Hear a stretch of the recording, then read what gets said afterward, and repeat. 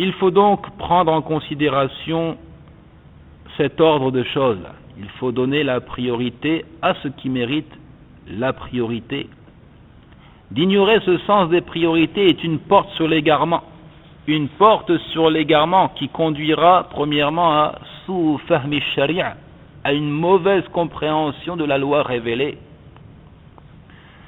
وذلك يؤدي إلى فوضى فكرية عارمة تشوه الشريعة. Cette incompréhension nous mènera à un vacarme d'idées et de propos entremêlés qui enlaidiront la religion, qui donneront une image fausse de la religion, déformant son véritable aspect, perturbant son équilibre. La loi a posé les bases d'un équilibre parfait entre les ordres et les interdictions, entre la croyance et la pratique, équilibre dont le dérangement n'est pas autorisé, il n'est pas licite de le troubler.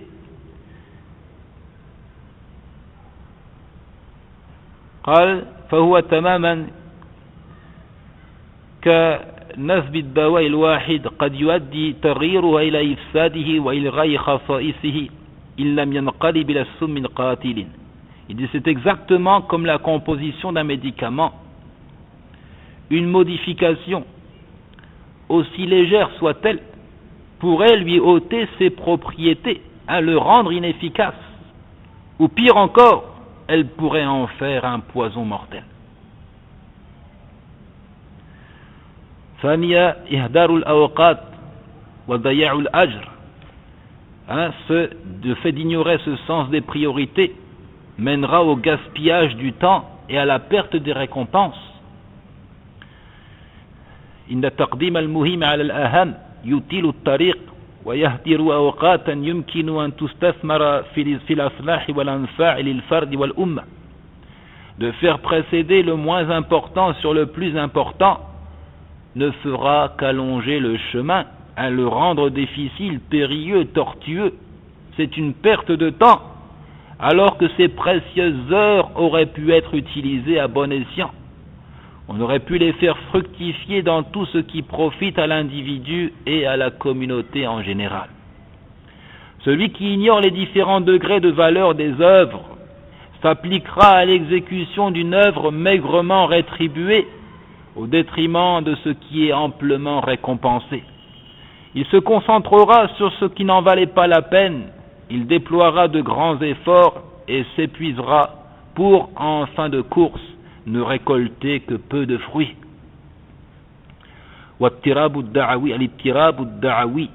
Parmi ces effets néfastes, que nous aurons donc face à nous une prédication troublée, une mauvaise compréhension de la loi, un mélange, une confusion dans les degrés et la valeur des œuvres entraîneront une incapacité pour le prédicateur à débuter sa prêche par ce qu'il faut nécessairement faire devancer. Ainsi, si certaines œuvres sont obligatoires et d'autres surérogatoires, il faut bien entendu donner la priorité à l'obligation. Cependant, nous constatons que certains prédicateurs se perdent dans des questions déclassées, de second ordre, et qui font pourtant l'objet de divergences, et qui omettent la mention des choses évidentes sur lesquelles tout le monde est d'accord, et qui sont pourtant ignorées par beaucoup des musulmans. الاختلاف في فروع الشريعة يوجب النصح والحوار لا التخاصم والقتال فلا بد من تعلم آداب الخلاف وتعميق أصول الحوار. Les divergences dans les extensions de la loi, les divergences dans le domaine de la jurisprudence doivent nous conduire à l'échange de bons conseils, à la discussion posée, le débat organisé, non pas à la querelle et à la lutte. Il nous faut donc apprendre le comportement à adopter en cas de divergence et la manière de mener un débat constructif. Ça, c'est un point très important. Quelle attitude adopter face à une divergence? Comment mener à bien un débat? Ça peut même faire l'objet d'une conférence, Inch'Allah. At-tamiz bayn al-ghayati wal-wasila. Quand je vais finir par là, il dit il faut bien faire la distinction entre l'objectif et le moyen permettant de l'atteindre. Ce sont deux choses distinctes. Il y a les objectifs que l'on se fixe d'atteindre et il y a les voies qui pourraient nous y mener. مثلا الدعوة هدف ولكن الحركة والمركز والجماعة وغيرها من الوسائل. L'appel à Allah est le but fixé, alors que le groupe, l'association, le centre, etc. ne sont que des moyens permettant d'atteindre cet objectif.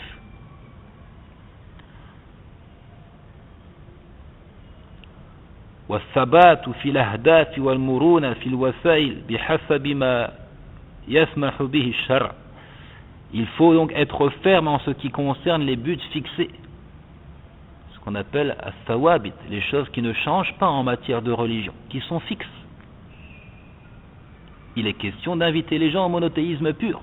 Ça ne peut pas se transformer en une prédication, à une invitation au polythéisme. Alors que l'on sera plus souple en ce qui concerne les moyens de les atteindre, mais dans les limites de ce que la loi autorise de souplesse. Pas question aussi d'accomplir des actes interdits prétextant par là arriver à un but fixé. On sera plus souple en ce qui concerne les moyens, ce qu'on appelle al-mutarayyirat, les choses qui sont sujettes à la variation d'une époque à une autre. Et on peut donner un exemple très simple. Il y a quelque temps, l'internet n'existait pas. Il n'était pas question de prêcher à travers l'internet. Or aujourd'hui, c'est un des moyens proposés par Allah Azza wa Jal aux hommes afin de faire se répandre sa religion.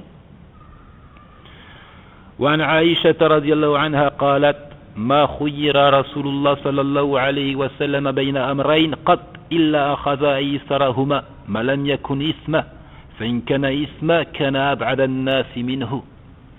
Aïcha rapporte, chaque fois qu'on a laissé au messager d'Allah alayhi salatu wasalam le choix entre deux solutions, il choisissait toujours la plus aisée, la plus facile, tant qu'il ne s'agissait pas d'un péché. Et quand c'était un péché, alors il en était le plus éloigné de tous.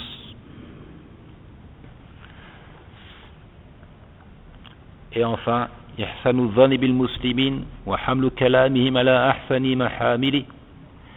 Enfin, en tant que prédicateur, il faut avoir une bonne pensée de son frère soumis à Allah. Donner aux propos de son frère le meilleur des sens envisageables.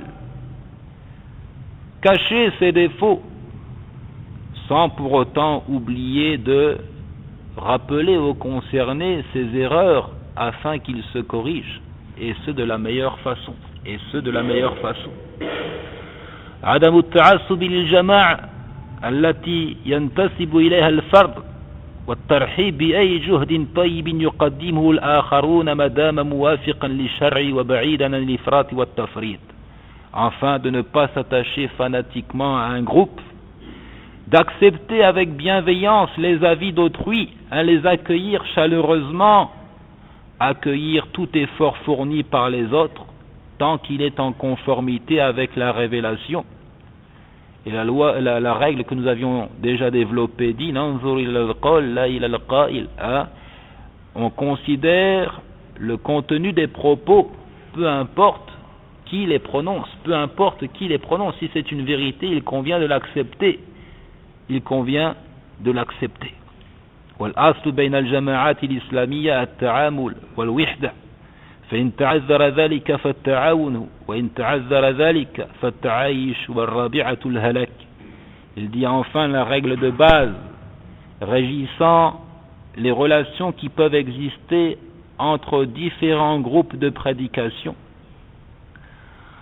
c'est le travail en commun et une parfaite union. Nous sommes censés travailler en commun, s'entendre. Si cela s'avère impossible, alors l'entraide tout simplement. Chacun travaille dans son coin et aide son frère tant que possible. Si cela est irréalisable, alors la cohabitation dans la paix. Je ne m'occupe pas de ton programme, tu ne t'occupes pas du mien. Je respecte ton travail et tu respectes le mien. La cohabitation dans la paix. Et la quatrième éventualité signifierait la perte et la défaite totale. Si on en vient à se prendre en inimitié, à empêcher l'autre de faire correctement son travail, à lui mettre des bâtons dans les roues, alors cela reviendrait à dire que nous avons perdu la voie.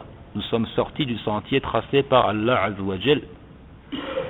الحرص على إيجاد جماعة المسلمين ووحدة كلمتهم على الحق أخذا بالمنهج القائل كلمة التوحيد أساس توحيد الكلمة.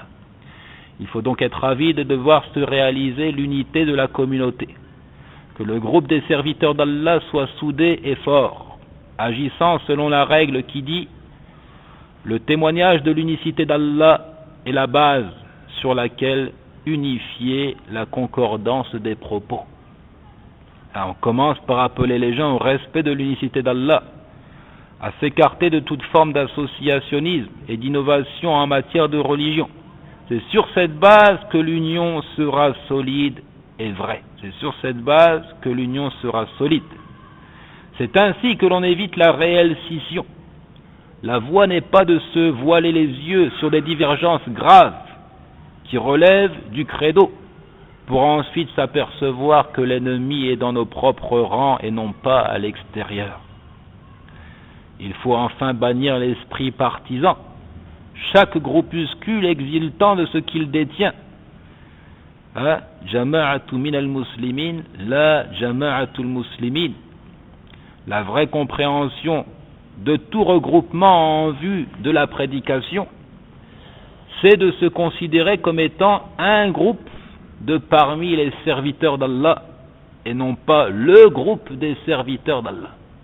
Un groupe de parmi ceux qui fournissent des efforts, non pas croire que nous sommes les seuls à détenir la vérité, les seuls à fournir un effort concret et palpable, regardant les autres avec l'œil du dédain, l'œil du mépris et du soupçon.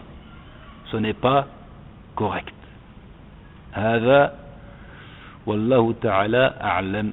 هذه بعض ما نستطيع ذكره حول الدعوة وقواعد الدعوة، ونسأل الله أن يوحد كلمة المسلمين على الحق. وصلى الله وسلم على نبينا وعلى آله ومن والاه والحمد لله. Voici donc ce que nous pouvons citer à propos de la prédication et de ses règles, demandant à Allah Azza wa Jal de redonner force et vigueur à sa religion et de nous aider à faire le travail de la prédication comme il le convient. Assalamu alaikum wa rahmatullahi wa barakatuh.